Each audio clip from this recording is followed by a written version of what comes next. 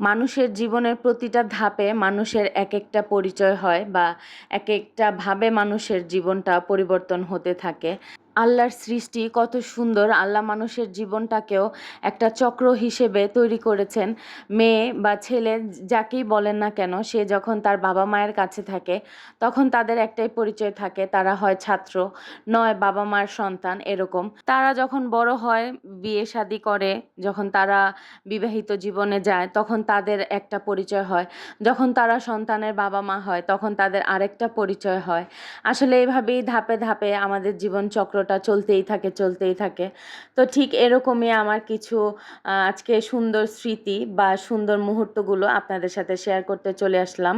Hello everyone, আসসালামু আলাইকুম। আমি সিতুস ডেইলি লাইফ ব্লগ থেকে চলে আসলাম আজকে ছোট্ট আরেকটি ভিডিও নিয়ে। আশা করি সবাই খুব ভালো আছেন। আমি আলহামদুলিল্লাহ ভালো আছি। তো যাই হোক, আসলে রেগুলার তো ভিডিও শেয়ার করা হচ্ছে না। তো দেখতেই পেলেন কিছু মানুষ, এরা হচ্ছে আমার মেয়ের স্কুলের ভাবিরা।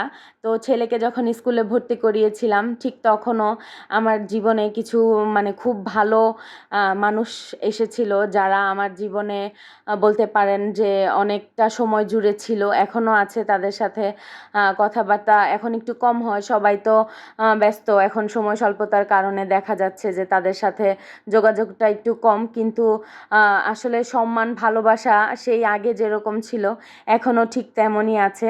আর এই তো মেয়েকে স্কুলে ভর্তি করিয়েও ঠিক এরকমই কিছু মানুষ আমার জীবনে আবারও জড়িত হয়েছে আমার জীবনের সাথে। আলহামদুলিল্লাহ, মানুষগুলো আমার খুব পছন্দের বা আমার খুব কাছের মানুষ হয়ে গেছে। আসলে মানুষের জীবনটা খুব অদ্ভুত, তাই না? একটা সময় দেখবেন যে কেউ কেউ আপনার এত কাছের হয়ে যায় বা এত ঘনিষ্ঠ হয়ে যায়, মনে হয় যে তার সাথে আমার অনেক বছর বা সেই ছোটবেলা থেকেই পরিচয়। আসলে সম্পর্কগুলো বা সম্মান ভালোবাসাগুলো হয়তো বা এমনই হয়।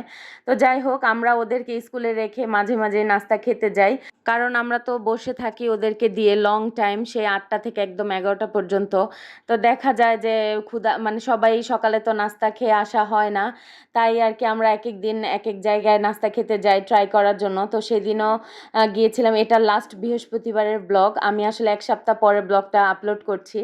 তো সময় স্বল্পতা শুরুতেই তো বলে নিলাম। আমরা সেদিন অর্ডার করেছিলাম তন্দুর রুটি, ডিম ভাজি আর ডাল আর হচ্ছে সবজি ভাজি।